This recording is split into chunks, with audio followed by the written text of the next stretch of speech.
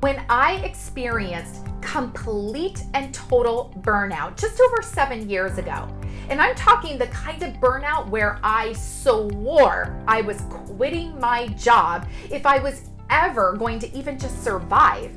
Well, for that year leading up to that burnout, I blamed everyone.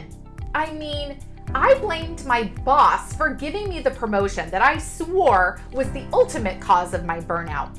But then I went on to blame my coworkers who appeared to not have as much work as I did. Or I even blamed stay-at-home moms for posting fun trips at Disneyland while I was stuck in an airport. And of course, I blamed my husband. He had a business from home where he didn't have to get ready and commute like I did. I blamed everyone for my burnout. Well, almost everyone. I forgot to blame one really important person. Yeah, this person, me. I never once blamed myself. Like, it wasn't even a consideration that I was responsible for my burnout. But of course I was. I was the one who was saying yes to what was being put in front of me. I was the one who was making choices to put me in the center of these circumstances that were causing burnout. And so if you are experiencing symptoms of burnout, you're getting close or you're right there, I gotta tell you, it's your fault.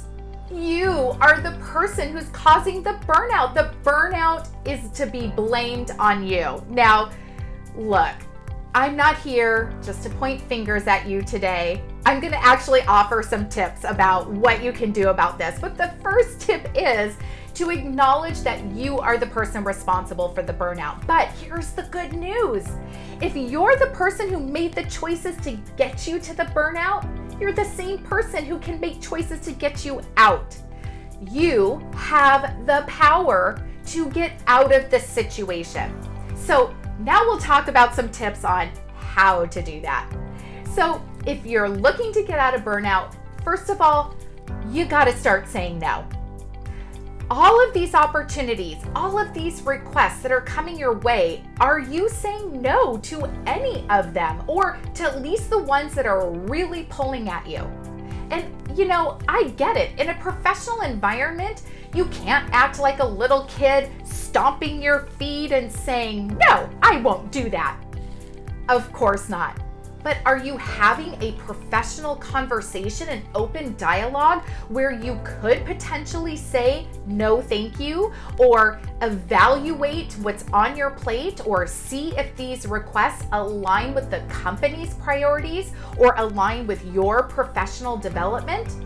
If not, you need to go have those conversations. The second piece is, if you can't say no, if you do need to commit, then are you asking for help? Look at what's in front of you. Are there resources that you should be tapping into to get some assistance so you don't burn out? And look, a little side tip on this, don't assume people know you need help. You have to ask. Don't assume that your boss has any clue really what's on your plate. Don't assume your spouse is going to help with a household chore. You have to ask. Again, the power is yours. Go out and ask for help. And the third thing I'd like to call to your attention is, are you focused on perfection? Do you have things that you're working on, things that you're doing, responsibilities that you have where you're trying to make it perfect? And if that perfection, whether it's draining your resources for time or energy, is that perfection one of the things that is leading to burnout?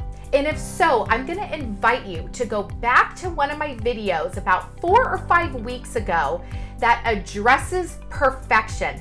That's the video for you to help you get a hold of this burnout. If you have any other tips on how to either avoid or get yourself out of burnout, please post those in the comments below.